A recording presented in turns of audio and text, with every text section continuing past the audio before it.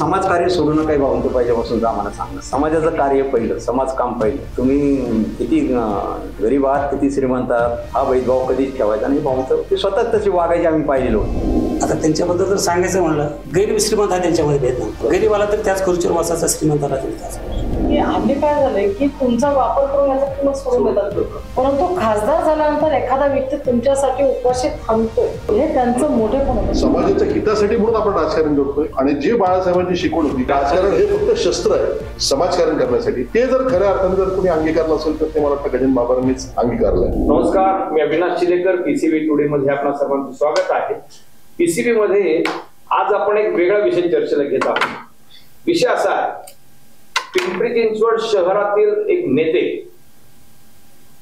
पिंपरी चिंचवड शहरातील कामगार, शेतकरी, अगदी हातगाडी, टपरी, पथारीवाले यांच्यापासून तर अगदी व्यापारी, उद्योजक यांच्यापर्यंत सर्वसामान्य नागरिकांचे प्रश्न मांडणारे एक नेते होते. त्यांचं नाव गजानन बाबर. गजानन बाबर हे मूळचे शिवसेनेचे. आयुष्याच्या अखेरपर्यंत त्यांनी शिवसेनेचा प्रवास केला. बाबर यांना जाऊन वर्ष झालं. त्यांच्या आठवणींचा एक संघर्ष गाथा म्हणून पुस्तक 26 तारखेला प्रकाशित होणार आहे. देशाचे माजी केंद्रीय मंत्री शरदचंद्रजी पवार आणि शिवसेनेचे मुख्य प्रवक्ते खासदार संजय राऊत यांच्या हस्ते पुस्तकाचं प्रकाशन प्राध्यापक रामकृष्ण मोरे नाट्यगृहामध्ये सायंकाळी 5:30 वाजता तो कार्यक्रम आहे.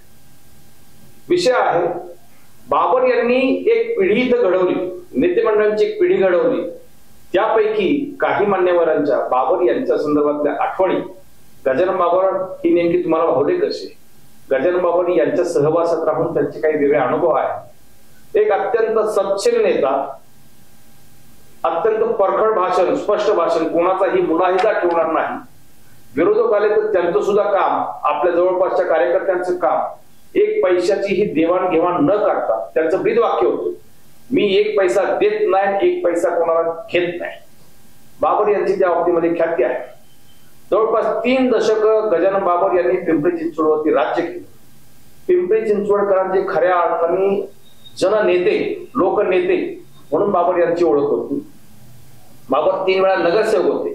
काळभोर नगर या परिसरातून 3 वेळा त्यांनी नगरसेवक भोगलं. नंतर विरोधी पक्षनेते होते.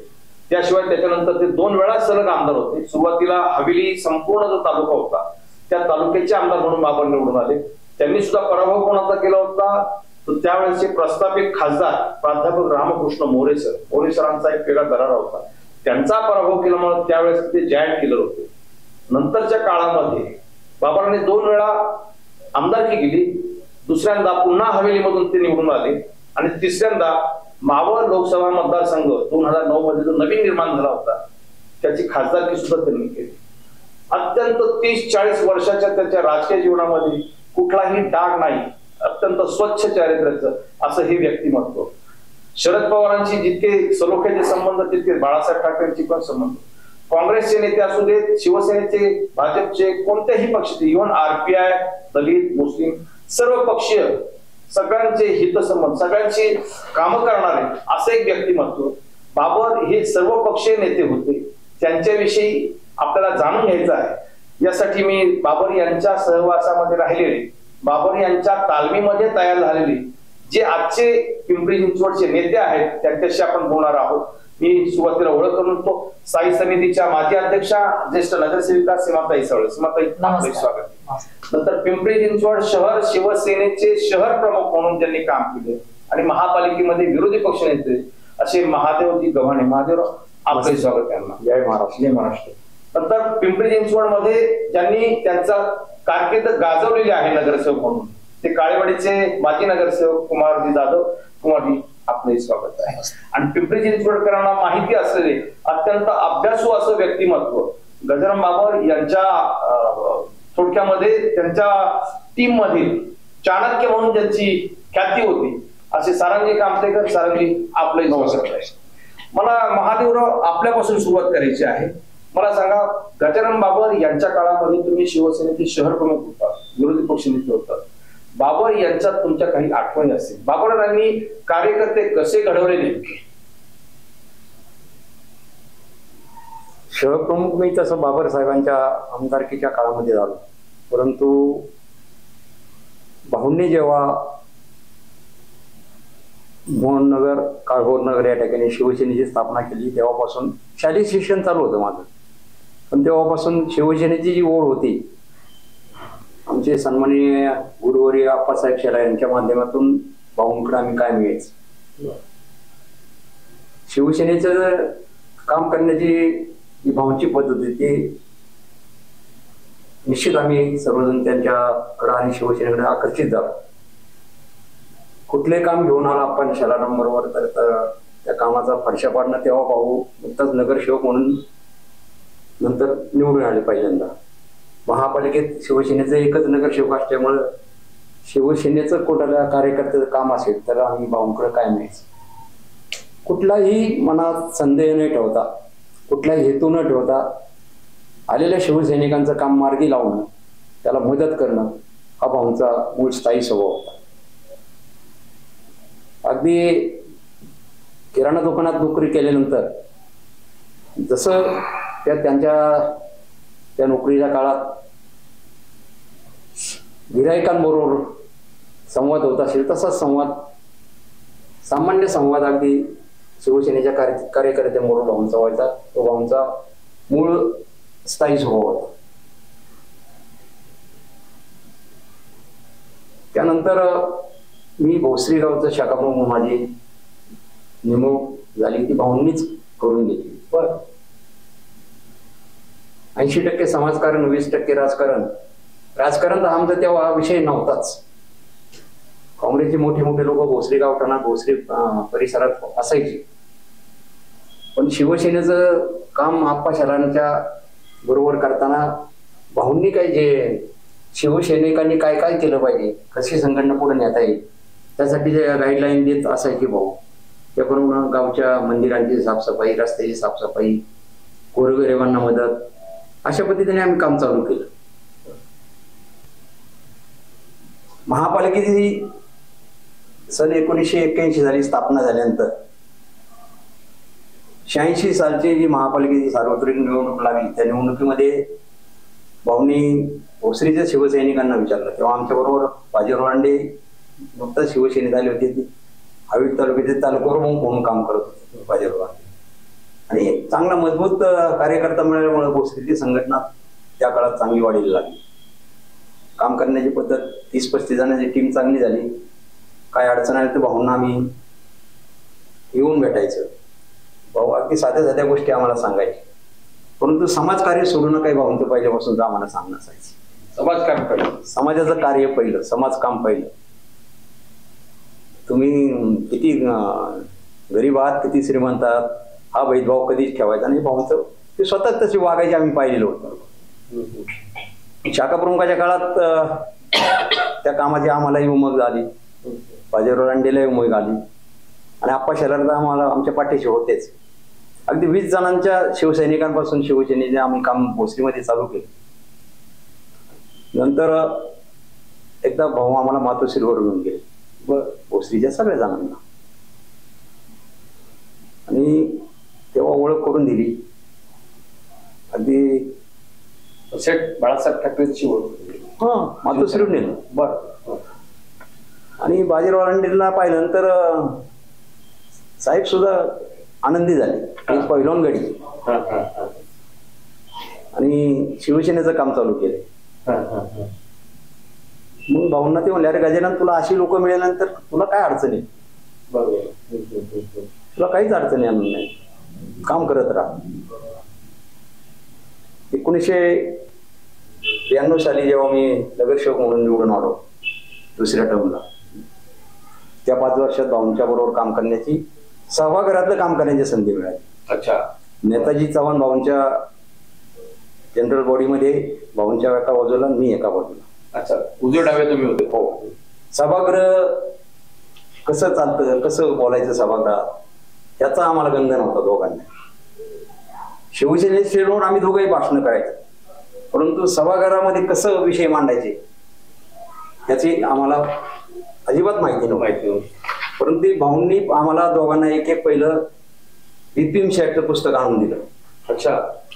दोघांना.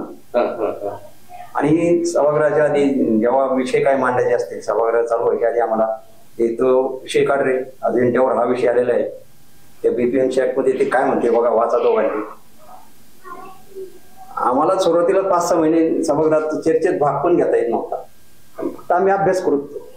परंतु त्या पुस्तकाच्या अभ्यासापेक्षा भाऊंच्या शेजारी बसून भाऊ कुठल्या विषयाला कसे हात घालायचे, कुठला विषय कुठून फिरून आणायचा आणि बरोबर मंजूर करून कसा घ्यायचा किंवा त्याला विरोध कसा करायचा, तो मंजूर झाला नाही पाहिजे, त्या दिशेने भाऊंचे विषय मांडण्याची हातोटीच अगदी आम्हाला भावली दोघांना. तेव्हा कुमार जाधव असायचे सभागृहात गोष्टी वरती प्रेक्षक गॅलरीमध्ये. त्यांनी त्यांचा त्यानंतर पुरेपूर तो उपयोग करून घेतला, फायदा झाला त्यांना. पण आम्ही सभागृहात प्रत्यक्ष असताना अप्रत्यक्ष ज्ञान त्यांना मिळालं कुमार जाधवांना. म्हणजे प्रत्येक जनरल बॉडीच्या मिटिंगला कुमार जाधव असायचेच. अशा प्रकारे तुम्ही घडत गेला? हो, घडत गेलो. भाऊंनी ते काय चुकलं तरी हे असं बोल रे बाबा, तसं बोल. प्रत्यक्ष म्हणजे त्यांची एक थोरल्या भावाप्रमाणे त्यांची शिकवण असायची भाऊंची. त्यांनी असे एक कार्यकर्ते घडवले, कार्यकर्ते घडवले. परंतु काही कार्यकर्त्यांना भाऊंचं जे ब्रीदवाक्य होतं, मी कोणाचं घेत नाही, कोणाला काही दिले नाही, असे कार्यकर्त्यांना भाऊ जवळ म्हणजे शिकवण होती. ती शिकवण आम्ही अंगीकारली, त्यामुळे आम्हाला भाऊंनी जवळ ठेवलं. छान. कार्यकर्ते कसे घडवले, सभागृहातल्या कामकाजाचा अनुभव फक्त माझा मी मध्ये एक करतो. 1992, 86 ते 92 या काळामध्ये मला वाटतं ती संपूर्ण काँग्रेसची सत्ता होती. तर त्या काळामध्ये भाऊ एकमेव शिवसेनेचे नगरसेवक असायचे. सभागृहामध्ये मंजूर झालेला काँग्रेसच्या नगरसेवकांनी बहुमताने मंजूर केलेला ठराव फक्त स्वतःच्या वक्तृत्वाने, स्वतःच्या अभ्यासातून आपली मुद्देसूद मांडणी करायची. तोच ठराव पुन्हा त्यांना बाबर सांगतात याप्रमाणे तो ठराव मंजूर करायचा नाही इथपर्यंत. म्हणजे एखादा मंजूर केलेला सत्ताधारी पक्षाचा ठराव त्यांनाच नामंजूर करायला लावायचा, ही जी त्यांची ताकद होती ती पहिल्यांदा मला वाटतं एकमेव नेता असेल पिंपरी शहरातला. कुमारजी, तुमचा काय अनुभव आहे? तुम्ही मला वाटतं गजानन बाबर यांच्या काळामध्ये कुमार जाधव आणि माजी शहर प्रमुख, माजी विरोधी पक्षनेते दिवंगत नेताजी चव्हाण हे उजवे डावे म्हणून बाबर यांची तशी ओळख होती तुमची. तुम्हाला भाऊंचा काय अनुभव आला? इथे या शहरामध्ये मी 1983 आलो. पण त्या अगोदर मी शालेय जीवनापासून मार्मिक, छोट्या साईज मध्ये मार्मिक यायचं, मी ते वाचायचो. नंतर 1.5 वर्ष मी मुंबईला राहिलो. मग त्यामुळे मी तसा शिवसेनेशी मनाने जुडलो होतो. मग 1985च्या दरम्यान भाऊ शिवसेनेकडनं निवडणुकीला उभे राहिले आमदारकीच्या. बर. आणि त्यांना मशाल यायची नव्हतं, त्यांची माझी काही ओळख नव्हती. एक शिवसेनेच्या उमेदवारावरून मी त्यांना मतदान केलं होतं. मग त्यानंतर काय व्हायचं की आता जसं माझा भाऊने सांगितलं की पेपर उघडलं की दररोज त्यांचं काय ना काय असायचं. शिवसेनेचं फार कमी होती माणसं, पण आंदोलन किरकोळ छोटे वगैरे. तर मला असं वाटलं की या माणसाची आपण घडी घ्यावी. मग मी पोहनगरला त्यांच्या घरी गेलो आणि मी त्यांना ओळख करून दिली की असं मी काळेवाडीत राहतो, बजाजला नोकरी करतो, पण मी शिवसेनेच्या माणसं आहे. तर ठीक आहे म्हणजे. मग त्यांनी आम्हाला काळेवाडी शाखा सुरू करायला सांगितली. त्या काळात साबेर शेख आले होते, आम्ही शाखा सुरू केली. नंतर मग 1990ला काही कारणामुळे त्यांना पक्षाने इथून उमेदवारी नाही दिली. मग ते वाईला जाऊन उभा राहिले. हो, बरोबर. मग ते वाईला मी आणि नेताजी चव्हाण आम्ही होतो. विशेष मनोहर विशेष आहे पण प्रचारात त्या काळातले आपल्या शहरातली भरपूर माणसं होती त्या प्रचाराला. त्यावेळी तिथली पद्धत आणि इथली पद्धत फार फरक प्रचाराची. आणि इथं त्या काळात तिथे एवढी दादागिरी नव्हती, तेवढी दादागिरी तिथं. तरी पण या माणसाने प्रत्येक म्हणजे घाबरत नव्हते, हे दादागिरी करत नव्हते, पण कोणाला घाबरत नव्हते, धारिष्ट होतं त्यांच्यामध्ये. त्यानंतर आम्ही जोडत गेलो. तसं राजकारणात त्यांनी मला आणलं म्हणलं तरी चालेल, कारण तसं माझा राजकीय पेशा काय नाही माझा. माझी इच्छा नव्हती 1992ची निवडणूक लढायची. निवडणुकीचा फॉर्म 2 दिवस भरायचा असताना त्यांनी मला तयार करून निवडणुकीला उभा केलं.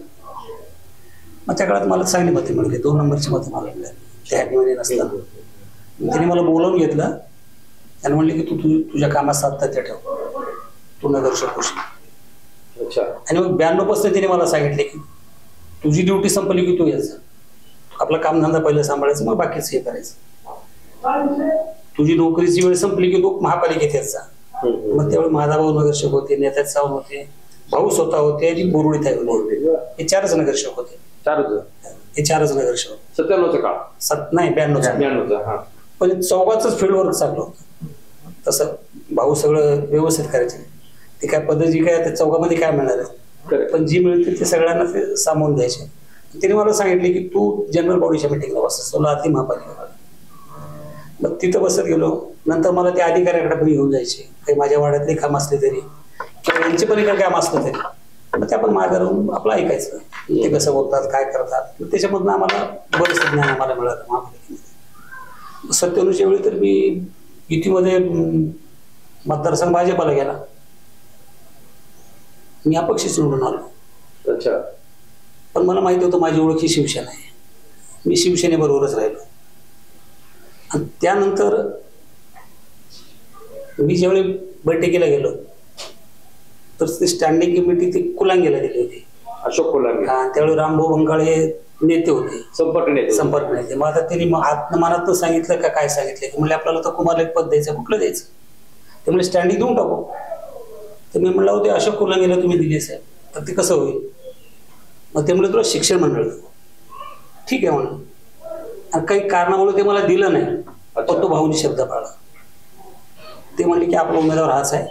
त्यावेळी भाजप सेनेच्या सगळ्या नगरसेवकांनी ऐकलं. म्हणजे कार्यकर्त्याला तशी ती ताकद पण देत होती, ते महत्वाचं आहे सगळं. हा. आणि आता आम्ही सगळे सांगू तुम्हाला की त्यांनी पक्षाच्या विरोधात काम करायला कधी सांगितलं नाही. म्हणजे पक्षाविषयी निष्ठाही होती. आणि त्यानंतर मग असंच आम्ही तयार होत गेलो. आता त्यांच्याबद्दल जर सांगायचं म्हणलं, गरीब श्रीमंत हा त्यांच्यामध्ये भेद नव्हता. अच्छा. तो सगळ्यात महत्त्वाचा. गरीबाला तरी त्याच खुर्चीवर बसायचा, श्रीमंताला तरी त्याच खुर्चीवर. आणि कामाची तीव्रता त्यांची सारखी असायची. आता मी एक उदाहरण सांगतो की त्यांच्या घरी खासदार असताना गेलो होतो. सकाळी मी 7 वाजताच गेलो होतो. 7ला एक वयस्कर बाई आनंदनगर झोपडपट्टीतली होतो. बरं. आणि तिचं कार्ड 2 महिने झालं तो साहेब देत नव्हता.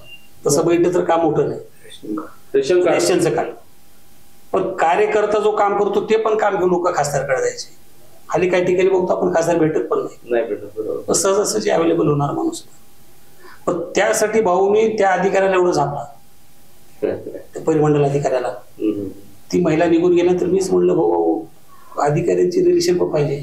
अरे म्हणले त्या बाईचं वय काय, किती फिरणार ती, म्हणजे लोक कामच करत आहेत. ते काम करताना मला सांगायचे की माणूस आला की त्याचं काम करायचं, प्रयत्न करायचं, हो न हो.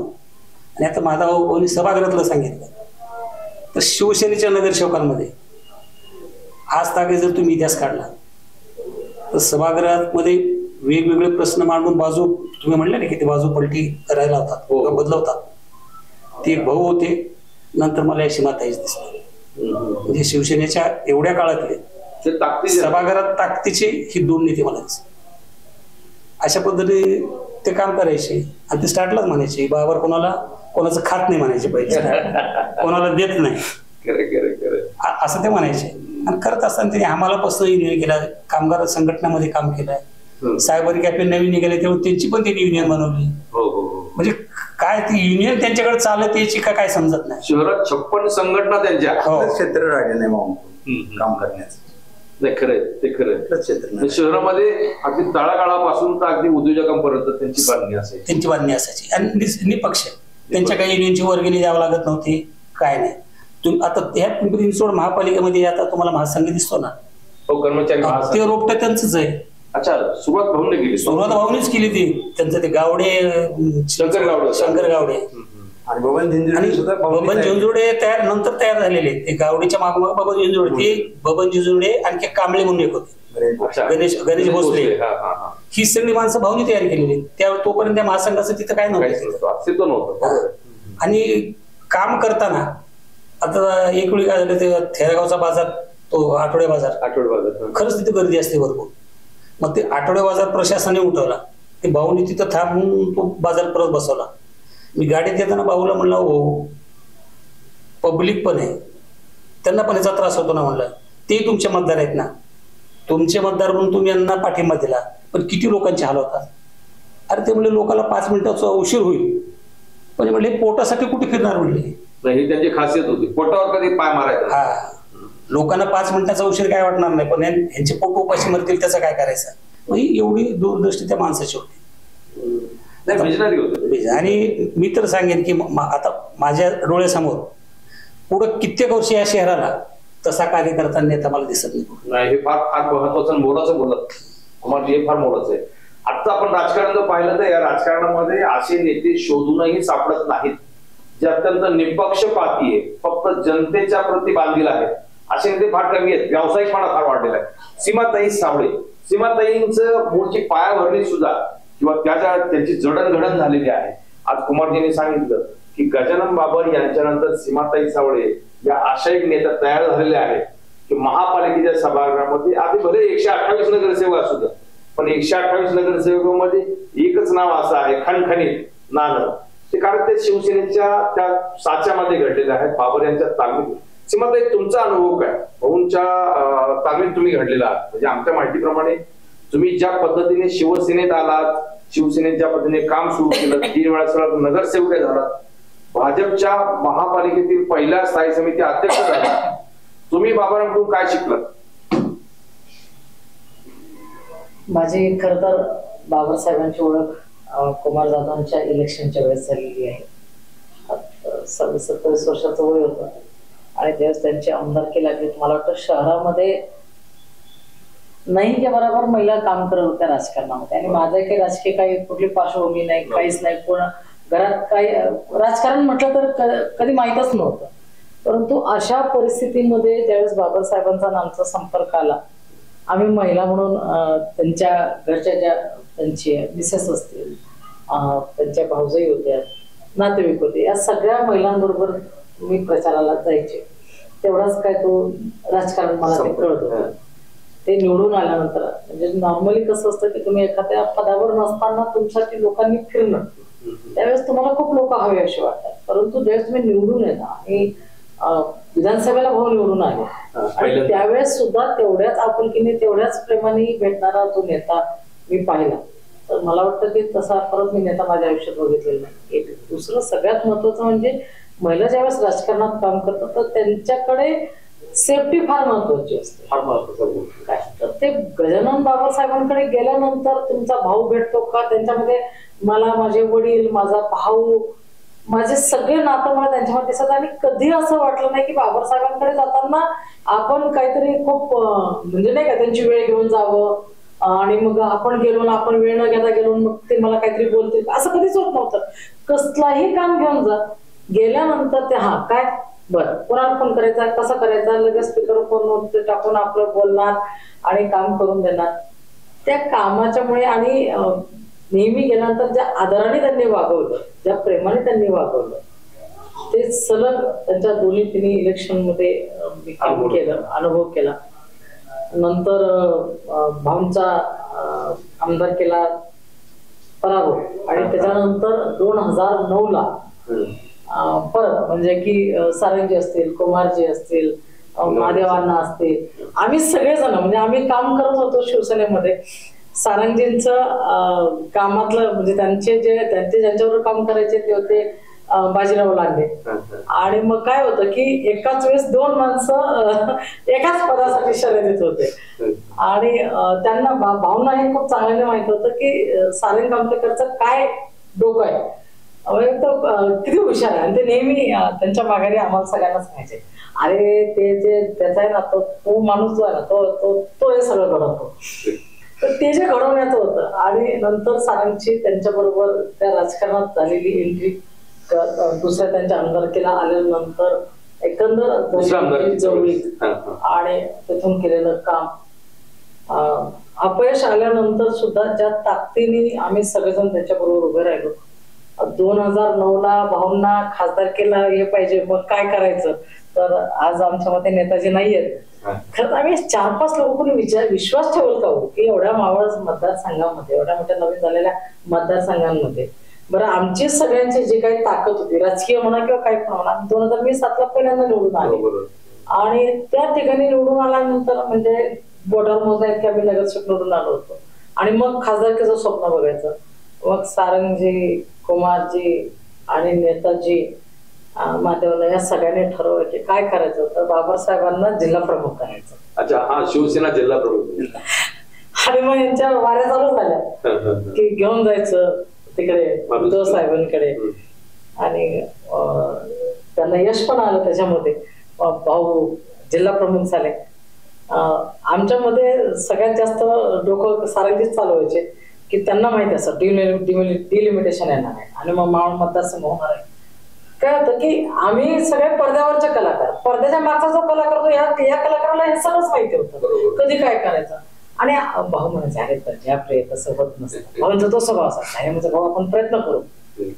मग त्या प्रयत्नांना खरं यश आलं. ते यश आल्यामुळे मग काय होतं की आम्ही सगळे शिवसेनेची माणसं, कमी पैशात जास्त काम करणारी माणसं. कारण की प्रेमावरती चालणारी ती संघटना आहे. त्या संघटनेमध्ये जीव ओतण्याचं काम बाबासाहेबांनी केलेलं होतं. खरं तर म्हणजे कुठलाही कार्यकर्ता होता, कुठल्याही जाती धर्माचा होत्या, तो कधी भेद नव्हता. हा, त्यांचा तो भेदभावच नव्हता. भाऊ 2009ला खासदार होण्याच्या साठीच म्हणजे नाही आमचं कॉन्ट्रीब्युशन नाही, त्या व्यक्तींचं स्वभावाचं इतकं कॉन्ट्रीब्युशन होतं. आणि भाऊने ठरवून टाकलं होतं की ए सारंग तू काय म्हणतो ना ते मी करेन, ए कुमार तू काय सांगतो ना ते मी करतो, नेताजी तू काय म्हणशील ते मी करतो. हे जे होतं ना, एखाद्या एवढ्या मोठ्या 2 वेळा 3 वेळा नगरसेवक, 2दा आमदार राहिलेला व्यक्ती ज्यावेळेस एका सर्वसामान्य कार्यकर्त्यांवरती हा विश्वास दाखवतो त्यावेळेस खऱ्या अर्थाने यश मिळतं. ती भट्टी जमली होती. आणि ते जे होतं ना की तुम्ही काय म्हणता ते मी करतो, ते जे करत होते आणि अगदी कमी पैशामध्ये. म्हणजे ही 3 माणसं होती खरं तर, म्हणजे नेताजी, सारंग आणि कुमार. आणि ह्यांना पाहिलं का भाऊ मला एक दिवस मला मस्करीत म्हटलं की यांना बघितलं ना तेव्हा छातीला आता दडपण यायला की असं झालंच पाहिजे की कुठे जाणार, कसं करणार, कुठल्या वेळेत कधी पोहोचणार, तितक्या वेळात पोहोचलाच पाहिजे. हे सगळं नियोजन करायला ही माणसं जी होती. तर इव्हन यांना बघितलं का मला दडपण जाऊ द्या, आपल्याला काय आपण खासदार होणार आहे, आपण घेऊ तेवढं दडपण, या तिघांचं बघू आपण नंतर काय करायचं ते मस्करीने आमचं चालायचं. परंतु खरंच अत्यंत कमी पैशामध्ये चांगलं नियोजन केलं होतं. आणि ते नियोजन करत असताना सारंगजींनी म्हणजे अनेकदा त्यांच्या घरातली जे काही तरुण पिढी आहे तर ते तर रडायचे की आताच आणि अशाच वेळ झालं पाहिजे, टाइम टू टाइम इतक्या वेळात इथे पोहोचायचं अशी व्यवस्था असणार, हे झालंच पाहिजे, कार्यकर्त्यांना जेवण मिळालंच पाहिजे, नाश्ता वेळेत मिळालाच पाहिजे. हे सगळं व्यवस्थित बघितलं आणि कमी पैशामध्ये पहिल्यांदा कोणी खासदार ते गजानन बाबासाहेब झाले होते. त्यामध्ये सगळ्यात मोलाचं असं होतं की जसं घेत नाही देत नाही हा विषय होताच, परंतु कोणी जर का अडचणीच्या काळात जर आवाज दिला तर त्यासाठी मी कायम उभा आहे, धावून जात होते आणि म्हणून वेड्यासारखे काम करत होते. एखादा पोट भरण्यासाठी आलेला व्यक्ती या शहरामध्ये 3दा नगरसेवक होतो, 2दा आमदार होतो, खासदार होतो, दुर्मिळ उदाहरण होतं. आणि आम्ही म्हणजे माझं सांगतो मी त्यांच्या तालमीत तयार झालेला असल्यामुळे त्यांनी जो वसा दिला होता तो वसा मी अखंडपणे चालू ठेवलेला आहे, आजही आहे.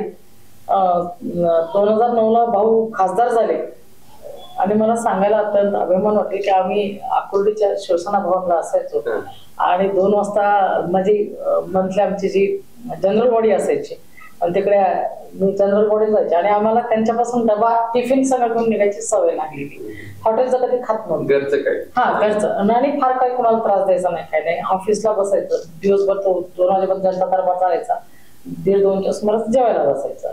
नेमकं माझी जनरल बॉडी असते की मी सांगायची भाऊ मी जाते, मी हजेरी लावते, मी येते. तर ती किती वेळ झालं जनरल बॉडी मला माहिती नसायची.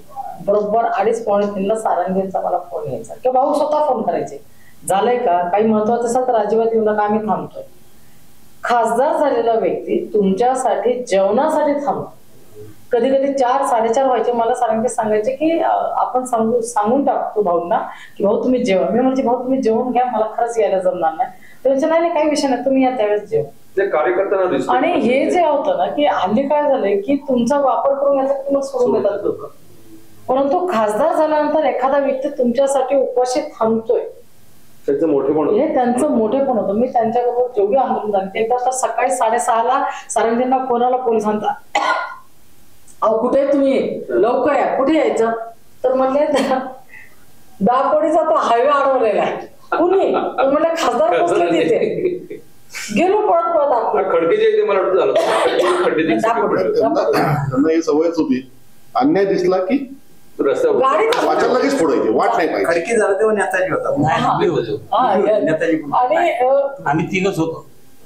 खूप आंदोलनांचे आम्ही ते किस्से तिखट ऐकले आंदोलन. आणि खूप म्हणजे त्यामध्ये व्यापाऱ्यांसाठीचं एलबीटीचं आंदोलन होतं. अरे काय ते जबरदस्त ऐतिहासिक आहे. सक्सेसफुल आंदोलन असं होतं की मी तर महिला म्हणून एकटीच त्यांच्या आंदोलनात असायची अच्छा आणि मला अजिबात त्याच्यामध्ये काही वाटत नाही. आणि दिवस रात्र म्हणजे त्यांच्याबरोबर जेवढ्या मिटिंग झाल्या असतील, व्यापाऱ्यांच्या बरोबरच्या मिटिंग होत्या. मी खूप ब्लेस्ड आहे, मला खूप आनंद वाटतो ते सांगताना की मी आज सगळे जे व्यापारी मला ओळखतात या शहरातले ते त्या आंदोलनामुळे मला ओळखतात. जे काही गोरगरीब आहेत, जी लोक आज माझ्याकडे येतात, माझ्याकडे आज सकाळी जर का तुम्ही विचार कराल तर झाडूवाले लोक येतात, तर मी बघायचे की भाऊ त्यांच्याशी किती प्रेमाने वागायचे, कसे त्यांना आपलंसं करायचे, साफसफाईवाल्या लोकांशी किती चांगलं बोलायचे, त्यांना चहा पाणी विचारणं बोलणं हे त्यांनी दिलेलं आम्हाला संस्कार आहेत. 10 वर्ष सलग महानगरपालिकेमध्ये अन्यायाविरुद्ध आवाज उठवायला लावायचा आणि ते सांगायचे की आपण 1 रुपया कुणाचा घ्यायचा नाही, द्यायचा पण नाही, घ्यायचं पण नाही. आपले जे काही एथिक्स आहेत ते सोडून आपण वागायचं नाही. जनतेचा आशीर्वाद फार महत्वाचा. फुले नगरला रामनगर म्हणून जो एरिया झोपडपट्टी आहे ती फुले नगरची ती पूर्ण उठवली होती.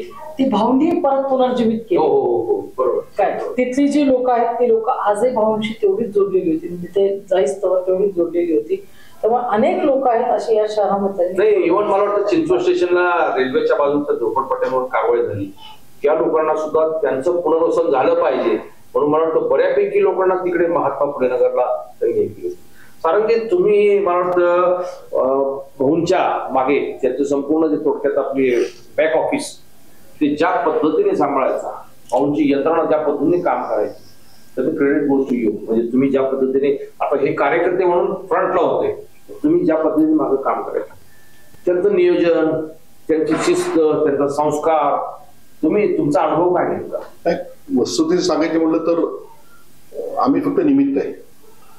भाऊंचा जनतेशी जो संपर्क होता, जो संवाद होता, तो इतका गाढा होता की खऱ्या अर्थाने सांगायचं तर त्यांना कशाचीच गरज नाही. कारण आम्ही जे भाऊंकडनं शिकलो किंवा जे आम्ही पाहिलं, स्वतः अनुभवलो, कारण माझा त्यांचा जो पहिला संवाद जो त्यांचा आहे तो संघर्षाचा आहे. अच्छा, म्हणजे भोसरीमध्ये बाजीराव लांडे, जसं अण्णांनी सांगितलं, 90ला बाजीराव लांडे उभे राहिले आणि भाऊंना संधी मिळाली नाही. 95ला पुढे भाऊंना संधी मिळाली, लांडेंना संधी मिळाली नाही. बरोबर. त्यामुळं बाजीराव लांडे विरुद्ध बाबर असा एक सुप्त संघर्ष निश्चितपणे होता. आणि आम्ही सगळे, म्हणजे मी अगदी मला वाटतं बाबर साहेब माझा पहिला परिचय झाला, माझा वयाच्या 24-25 वर्षी त्यांच्याशी माझा संपर्क झाला. आणि ते वय असतं बिघडायचं. हो बरोबर. कारण तरुण आहे त्यावेळी शिवसेना म्हणजे अतिशय म्हणतो ना की अग्रेसिव्ह संघटना म्हणून बघितलं जायचं. आणि गजानन बाबर त्याचे नेते, म्हणजे गजानन बाबर किती अग्रेसिव्ह असले पाहिजे असं आम्हाला वाटायचं, पण आम्ही त्यांना भेटत ते शांत असायचे. तर त्या वयात ते कळायचं नाही की बाबा हे शांत आहे, आम्हाला ते का नाही चिडत आहे. परंतु मी सांगतो, मी त्यांच्यावर इतके वर्ष काम केलं, 25-27 वर्ष काम केलं, मी त्या माणसाला कधीच चिडलेलं पाहिलं नाही, कधीच नाही. आणि काम करताना पाहिलं की त्यांना खऱ्या अर्थानं सांगितलं तर ते राजकारणी नव्हतेच, ते समाजकारणी होते. समाजासाठी काम करायचं. एकदा असंच मी त्यांनी चर्चा करताना म्हटलं की भाऊ आपण राजकारण करतोय, तुम्ही तर पूर्ण दिवसभर तर तुम्ही समस्या सोडत बसतात. राजकारण मी पाहतो इतर नेते खूप राजकारण करतात, तर ते त्यांनी मला सांगितलं तर सारा राजकारण हे एका आपल्या ताटामध्ये लोणच्यासारखं आहे. तुम्ही लोणचं कधी संपूर्ण खात नाही. समाजाच्या हितासाठी म्हणून आपण राजकारण करतोय. आणि जी बाळासाहेबांची शिकवण होती, राजकारण हे फक्त शस्त्र आहे समाजकारण करण्यासाठी, ते जर खऱ्या अर्थाने जर कोणी अंगीकारलं असेल तर ते मला वाटतं गजानन बाबांनीच अंगीकारलंय. आणि त्यांच्या जाण्याने माझं असं स्पष्ट मत, या शहरामध्ये सामान्यांचा नेताच उरलेला नाहीये. अगदी अगदी अगदी तुम्ही लाखात एक. पण आपण काम करताना मी पाहिले, आपण त्यांच्याकडे गेलो काम करताना, जे आम्ही त्यांच्याकडे शिकलो. आणि आज लोक आम्हाला कौतुक करतात, तुम्ही खूप चांगलं काम करता. पण ते कसं होतं की ते गेलं की त्यांच्याकडे एक फोनवर स्वतः बसलेले असायचे. घरामध्ये आमदार होते आणि फोनवर स्वतः बसले, कुठलाही पीए फोन उचलणार नाही. आता तुम्ही कुठल्याही नेत्याला फोन करत नेता फोन उचलेल का त्याची गॅरंटी नाही. पण तिथे काय होतं, त्यांचा फोन होता लँडलाईन, त्यावेळेस मोबाईलची एवढी प्रचिती नव्हती. मोबाईल तो लँडलाईनवरती फोन उचलायचे, दुसरा फोन शेजारीच होता आणि तुम्हाला काय काम असेल ते स्पीकर लावायचे किंवा दुसऱ्या फोनवरती तुम्हाला ऐकवायचे, समोर समोर तुमचं काम व्हायचं. म्हणजे हा सूर्य आणि हा जयद्र, तुमचं काम होणार असेल तर ते 100% तुमचं काम त्या क्षणात झालं असेल आणि जर होणार नसेल तर तुम्हाला लक्षात येईल कशामुळे होत नाही. आणि त्यामुळे कसं होतं की काम करायची प्रामाणिकता त्यांच्याकडे जी होती ती आजपर्यंत मला मी कुठल्या नेत्यामध्ये मी पाहिलं. कारण इतर कसं असतं की उद्या बघू, तो परवा ये, या दिवशी भेटायला ये, तसं त्यांचं नव्हतं. जे आम्ही त्यांच्याकडे शिकलो की आपण एक विशिष्ट वेळेमध्ये आपल्या कार्यालयात बसलं पाहिजे, आपल्या कार्यालयाचं दार कधी बंद नाही पाहिजे.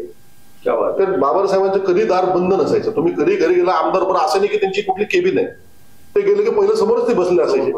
कोणी आलं, अगदी सामान्य माणूस होते, मोठ्यातला मोठा माणूस होते, बरं जे आहे ते सगळ्यांसमोर बोलणार, लपून छपून कारभार त्यांचं काहीच नव्हतं. हे अतिशय आम्ही त्याच्यात शिकलो. म्हणजे मगाशी सगळी मंडळी सांगत होती की भाऊच्या मला तुमचाच आणि माझ्यातला किस्सा तुम्हाला मी आठवण करून देतो किंवा माझ्यावरनं सुद्धा मी तो शेअर करतो की लोकसभेची निवडणूक होती आणि भाऊचं कार्यालय होतं विद्यानगरला. आणि मला वाटतं त्यांच्या प्रतिस्पर्धी आजमबाई होते, त्यांचं कार्यालय होतं मुंबई पुणे रोडला, हायवेला होतं.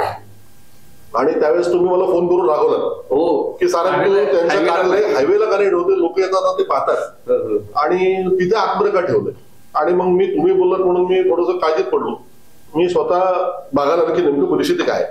आणि मग मी भाईंच्या इथे पाहिलं, म्हणजे भाई मोठी नेते पण भाईंच्या इथे पाहिलं तर भाईंच्या इथे येणारी जी मंडळी होती ती सगळी प्रस्तावित मंडळी होती आणि गर्दी असायची, वाहनाची मोठमोठी वाहनं होती. आणि मग नंतर मी आमच्या कार्यालयावरती गेलो, म्हणजे भाऊच्या प्रचार कार्यालयावर, तिथे मी पाहिलं तर सायकल होती, रिक्षा होती, लुना होती. म्हणजे सामान्य माणसं जी होती ती तिथं. आणि जी माणसं येत होती, मी त्यांच्यावर खूप वर्ष काम केलं, शिवसेनेच्या विविध पदांवरती मी काम केलं, परंतु जी माणसं मी एरवी कधी पाहिली नव्हती ती माणसं निवडणुकीला मुंग्यांसारखी बाहेर पडायची आणि त्यांच्या प्रचारासाठी यायची. आणि ती माणसं कोण होती तर ज्यांचं व्यक्तिगत त्यांनी काम केलं होतं, त्या माणसाला विश्वास होता की हा माणूस माझा भविष्य घडू शकणार आहे. हा जो विश्वास त्यांनी निर्माण केला होता तेच खरं शिकवण मला वाटतं आमच्या सगळ्यांची राजकारणातली शिकवण आहे की लोकांचं काम करा, लोकांचं काम केलं बाकी राजकारण आपोआप घडतं. खऱ्या अर्थाने लोकनेते तर तुम्हाला ते करायची गरज नाही. बरोबर. आणि महत्वाची गोष्ट असते की भाऊंचा सगळ्यात मोठा गुण होता ते निर्व्यसनी. तो फार मोठा गुण आहे त्यांचा. कारण की तरुण वर्ग सहसा कसं राजकारणात गेलं की आई वडील घाबरतात की आपला मूल गेलं की त्याला काहीतरी व्यसन लागणार आहे, भांडण मारामारी करणार आहे, दारू पिणार आहे, काहीतरी वाईट करणार आहे. पण भाऊंचं एक असं होतं की भाऊ निर्व्यसनी होते आणि त्यामुळे मला वाटतं आम्ही कमी वयात त्यांना जोडलं गेलो, त्यामुळे आम्हाला कुठलं व्यसन आयुष्यात लागलं नाही. ते संस्कार त्यांच्याकडनं आले. म्हणजे आता सांगितलं गेलं की डब्बा घेऊन जाय, तर त्यांनी सांगितलं जेवताना आपण कुणावरती भार नाही व्हायचं. साधारणतः नेत्यांची बडदास्ती ठेवण्यासाठीच कार्यकर्त्याचे पैसे खर्च होतात. इथं भाऊंचं तसं नव्हतं. भाऊंच्या सोबत डबा असायचा आणि आम्हाला ते शिकवून मिळेल की आपला डबा घेऊन निघा, तो आस्था घेत तोच कायम आहे की पुढे जाता आपला डबा घेऊन जायचा. बरं त्यांचं असं नव्हतं, आमदार होते, खासदार होते, त्यांच्यावर खूप दौरे मी केले. तर त्यांना फार कुठं मोठं हॉटेल लागतंय का काय, अगदी तुम्हाला अनेक उदाहरणं सांगतो. आम्ही गाडी अशी रस्त्याच्या बाजूला लावायचो आणि रस्त्याच्या बाजूला लावून डबे खायचे. इतका साधेपणा त्यांचा होता. ते खासदार झाले. खासदार झाल्यानंतर मला प्रसंग आठवतो, आम्ही दोघं दिल्लीला गेलो, पहिलीच ट्रिप. आणि खासदार म्हणून तिथे गेलो आणि तिथं आता त्यांना घर बघायचंय, पीए निवडायचंय, बाकी तिथले सोपस्कर पूर्ण करायचे, ते सगळं केले. आणि मला एक फक्त ऐकून माहिती होतं खासदारांना प्रोटोकॉल एअरपोर्टला बरं असतो. बरोबर. म्हणून आम्ही एअरपोर्टला रिटर्न निघालो आणि एअरपोर्टला आलो. आम्ही एअरपोर्टला आलो होतो, दिवसभर आम्ही कामाने दमलो होतो आणि मी त्यांना तुम्ही इथं 5 मिनिटं थांबा, मी होतो ते एअरलाईन्सच्या लोकांकडे सांगून येतो की बाबा खासदार आहेत म्हणून. मी तिथे गेलो आणि ते एअरलाईनचे लगेच खासदार म्हणून ती मंडळी माझ्यावर आली आणि पाहतो तो भाऊ कुठे सापडत मला. कुठे गेलो मी शोधायला लागलो तर ते अक्षर सांगतो ते जे जिना असतो ना त्या जिन्यावरती खाली बसली होती. अच्छा. तर ती पदाची जी गुरमी यायला पाहिजे, पदाचा जो अहंकार यायला पाहिजे तो त्यांच्यात अजिबात नव्हता. त्यामुळे ही त्यांची शिकवण होती की आपल्याला पद जरी आलं तरी ते जनतेच्या सेवेसाठी पद आहे, आपल्या अहंकारासाठी नाही. हे त्यांच्याकडनं जे शिकलं, मला वाटतं एक संपूर्ण पिढी जी त्यांच्यावर जोडली गेली. का आम्ही भाग्यवान आहोत की आम्हाला संधी जास्त मिळाली, पण अनेक जण अशी जी त्यांच्याशी जोडली गेली. आणि तो जो गुण त्यांचा आहे हा खरंच समाजाच्या हितासाठी आहे. नाहीतर इतर राजकारण करणं मला वाटतं काय तसा निरर्थक आहे. पदांचं राजकारण करणं त्यांनी कधीच पदांचं राजकारण केलं नाही. ते नेहमी सांगायचे जे नशिबात लिहिलंय ते 100% होईल, जे माझ्या हक्काचं आहे ते मला मिळाल्याशिवाय राहणार नाही आणि त्याच्यावर माझं काही अडत नाही. पण संघर्षात मी सांगितलं माझी सुरुवात त्यांची जी भेट झाली पहिली त्यांची झाली, नंतर नव्याची त्यांना उमेदवारी मिळाली आणि त्यावेळेस मी भोसरीचा विभाग प्रमुख म्हणून शिवसेनेत होतो. आणि मला वाटतं चांदणी चौकात तिथं हॉल होता आणि त्या हॉलमध्ये त्यांची पहिली बैठक प्रचाराची तयारीची लागत. तर आम्ही गरमीत होतो, तरुण होतो. मग त्यांना म्हणलं तुम्ही हे काम केलं पाहिजे, एवढ्या लोकांना काम लावलं पाहिजे, असं केलं पाहिजे, तसं केलं पाहिजे.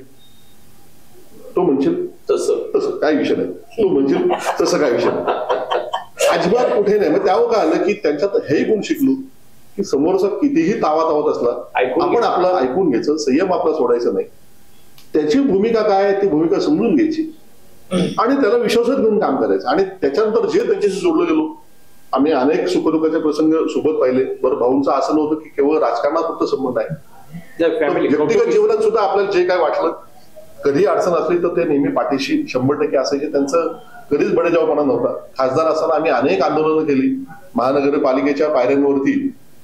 कितीतरी वेळा ते खासदार असताना खाली जमिनीवर तिथं बसले. तिथं आता जे उदाहरण सांगितलं गेलं की त्यांचा फोन आला की कुठे आंदोलन करतात, असे असंख्य प्रसंग त्यांना आंदोलन करायला माणसं लागत नव्हते. एकटे असले तरी गाडी रस्त्याला आडवी लावायची, आंदोलन करायचं आणि आपोआप त्यांना पाहून माणसाकडे त्यांचा इतका प्रदीर्घ अनुभव होता की माणसं आपोआप त्यांना बघितलं बाबासाहेब थांबलेत म्हणून लोक तातडीने उतरायची. खरं तर हे जे नेतृत्व होणे मला वाटतं ते दुर्मिळ. असा नेता परत होणे नाही 100% असा नेता, सामान्यांचा नेता तर 100% नाही. तिथं पिंपरी चिंचवड शहर आज 30 लाखाचं शहर झालं, इतकं प्रचंड श्रीमंत झालं, इथलं अर्थकारण इतकं बदललंय.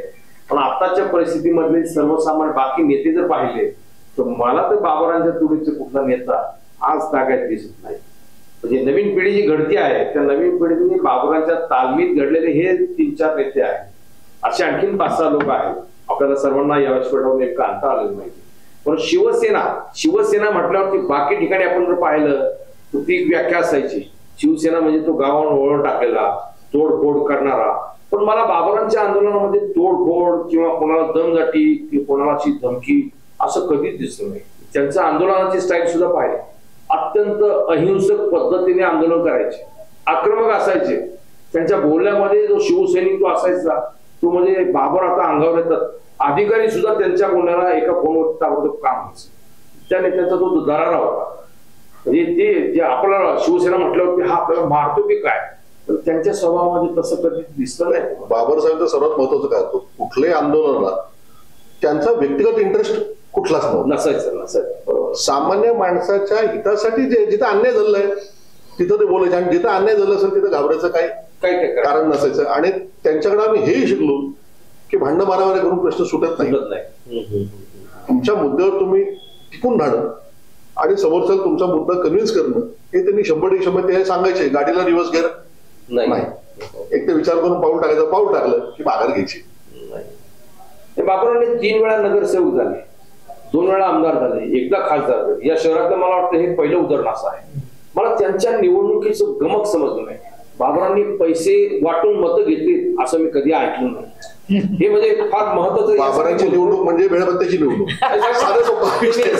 यासाठी म्हणतोय की आताच्या काळात पाहिलं तर विधानसभा पोटनिवडणूक असते तर 2000 रुपये मताला देऊन मतं विकत घेतली जातात. नगरपालिकेच्या निवडणुकीला नगरसेवकाला कोटी रुपये खर्च करायला लागतात. पण बाबर यांच्या काळातल्या त्या निवडणुका सगळ्या पाहिल्या आणि तिने त्यांच्या 6 निवडणुका पाहिल्या.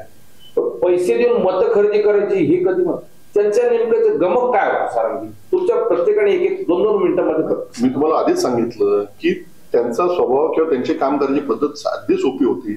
सामान्य माणसाचं तुम्ही काम करा, त्याच्या अडचणीच्या वेळेस तुम्ही उभं राहा, तुम्हाला कुठेही पैसे द्यायची गरज नाही. पैसे देऊन मतं घेणं मुळात त्यांच्या मानसिकतेतच नव्हतं. म्हणलं की त्यांनी एवढ्या निवडणुका लढल्या. सहसा मी अनेक निवडणुका प्रतिस्पर्धी म्हणून समोर असताना मी पाहिलं की लोकांचे मोठमोठ्या दारूच्या पार्ट्या चालायच्या, जेवणावेळी चालायची. बाबर साहेबांच्या घरात तर अक्षर सांगतो की कामाचं शेड्यूलच असो, घरून नाश्ता करून यायचं, 3 तास 4 तास प्रचार करायचं, दुपारी घरी जेवायला जायचं, परत संध्याकाळी यायचं, संध्याकाळी चहा घरून घेऊन यायचा आणि परत संध्याकाळी प्रचार करायचा आणि रात्री जेवायला घरी जायचं. आणि दिवसा मधल्या काळात जर तुम्ही त्यांच्यावर गाडीत असाल तर ते मुरमुऱ्याचे आणि ते फरसाण्याची पाकिट असायची, तेच ते खायचं, तो वेळभत्ता खायचा. त्यामुळे त्यांच्याकडं जनतेचं काम करणं आणि जनतेचा विश्वास निर्माण करणं हाच खरं त्यांच्या निवडणुकीतला गमक त्यांचा होता. आणि सगळ्यात महत्वाची गोष्ट होतं की बाबासाहेबांची एक प्रतिमा होती किंवा प्रतिमा ते वास्तव होतं की ते अजातशत्रू की कुणाला त्रास द्यायचा नाही, कुणाला त्रास द्यायचा नाही. मुद्दा आपला असेल तो मुद्दा मांडायचा, परंतु व्यक्तिगत कुणाला त्रास द्यायचा नाही. मी अनेक वेळा त्यांच्यासोबत राहिलोय, प्रवास केलेला आहे. जे मला वाटायचं की प्रतिस्पर्धी आहेत, कारण सुरुवातीला आपण वाटतं की तो शत्रूच आहे आपला, तर त्यांचं अतिशय नातं सगळ्यांशी चांगलं होतं. अनेकांची त्यांनी प्रतिस्पर्धेत सुद्धा ते कामं समोर स्वतः जाऊन समोर करायचे. परंतु लोकांच्या मध्ये राहिलं जर तुम्ही, आता तुम्हाला मला वाटतं कशाचीच गरज पडत नाही. आणि बाबासाहेब मला वाटतं तेच होते की लोकांमध्ये.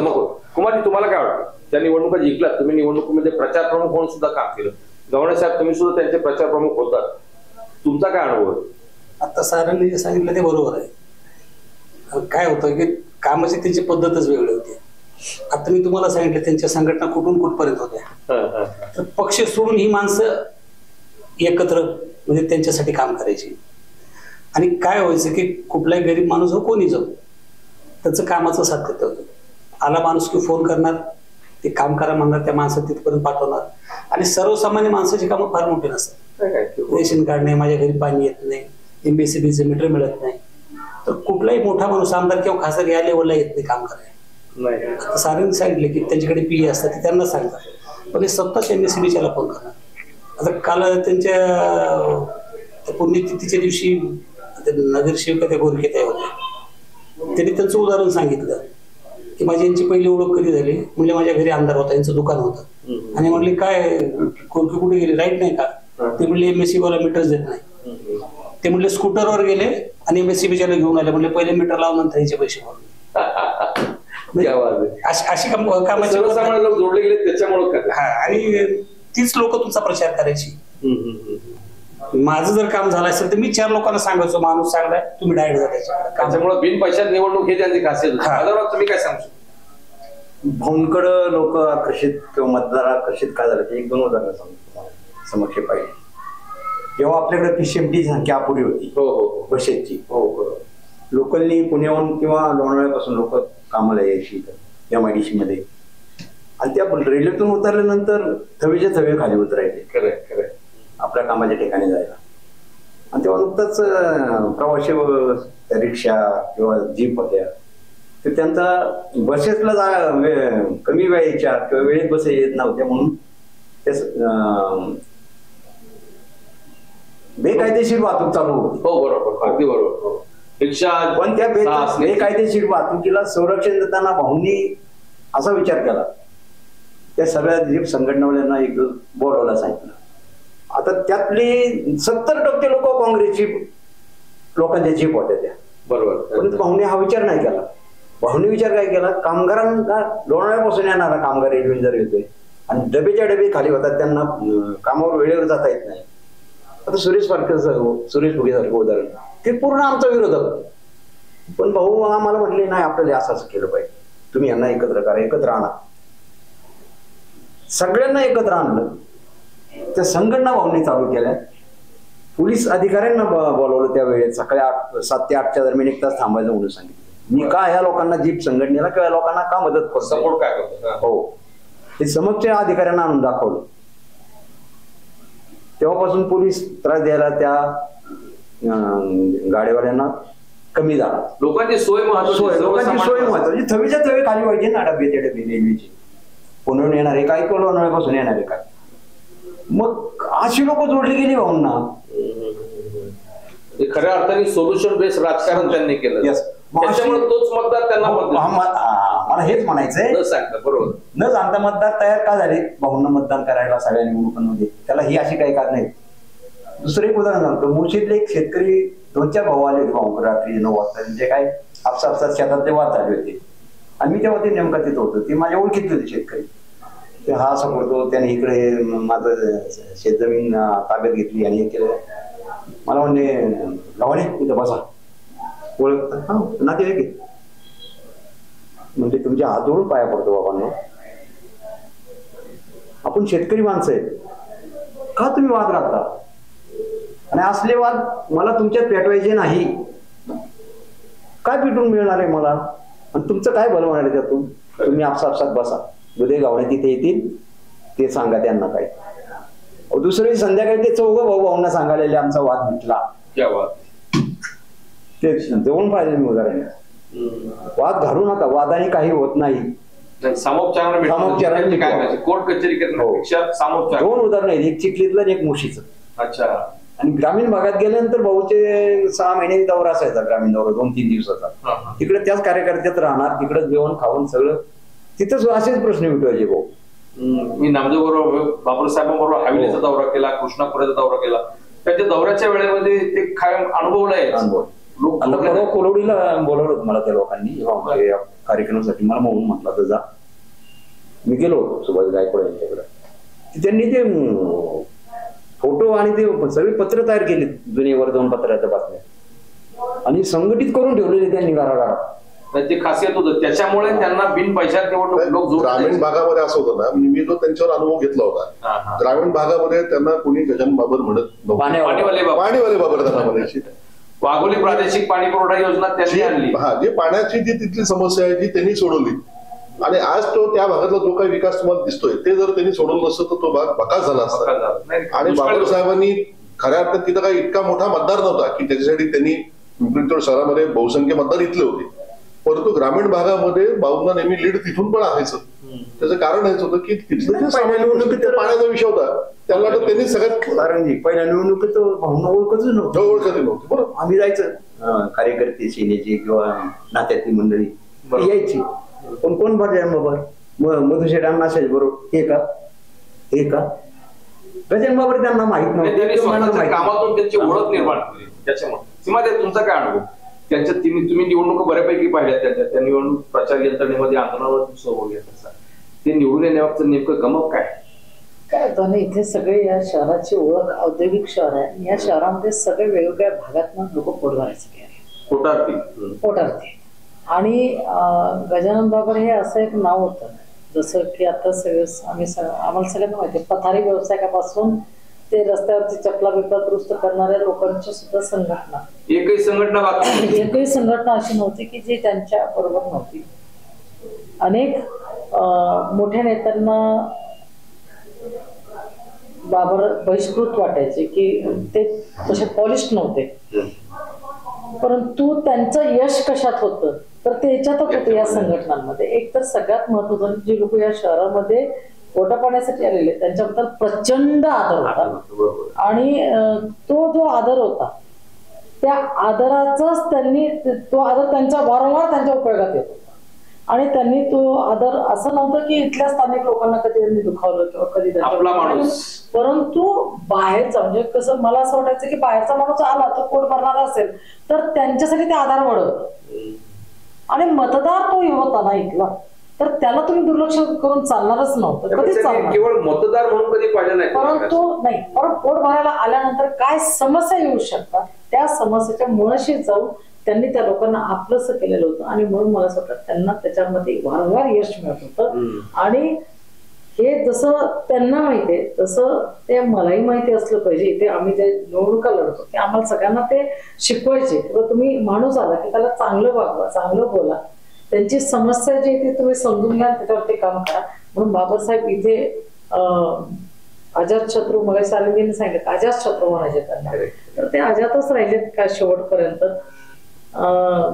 एवढ्या मोठ्या पदावर जाऊन सुद्धा कधी घमंड आला नाही त्या व्यक्तीला.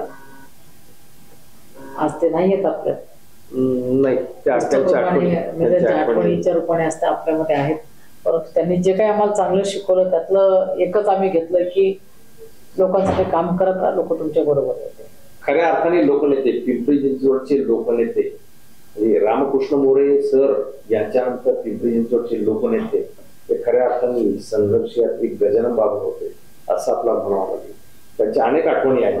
म्हणजे पत्रकार म्हणून मी सुद्धा 25-30 वर्ष त्यांच्याशी जोडला गेलेलो होतो, परंतु मीडिया म्हणून त्यांनी कधीच आम्हाला अशी वेगळी वागणूक दिलेली नाही. त्यांच्याबरोबर त्यांच्याकडे काम करायला येणारा व्यक्ती त्याला देणारी जी वागणूक असायची ती वागणूक पाहिल्यानंतर ती जी आपुलकीची भावना असायची, त्यावेळेस ते आमदार, माझा आमदार आहे, माझा खासदार आहे, ही जी लोकांमध्ये जी भावना होती ती आज दिसत नाहीये. राजकारणात आजचं राजकारण इतकं गढवलेलं आहे. त्यावेळेस बाबर यांच्यासारख्यांची कमी, त्यांच्यासारखा नेता आज गरजेचा होता असं आवर्जून वाटतं. म्हणजे आम्हाला तर सर्व तमाम पत्रकारांना वाटतं की असे नेते या शहरामध्ये असायला पाहिजे. मला वाटतं बाबरांचे वारस म्हणून, बाबरांचे राजकारणातील खरे वारस म्हणून त्यांचा वसा चालवण्याचं काम तुम्ही या पुढच्या काळामध्ये करत राहाल, हीच त्यांना खऱ्या अर्थाने आदरांजली ठरू शकेल. आपण सर्वजण या चर्चेमध्ये आलात आणि संघर्ष यात्रेच्या निमित्ताने तुम्ही त्यांच्या आठवणी शेअर केल्या. धन्यवाद.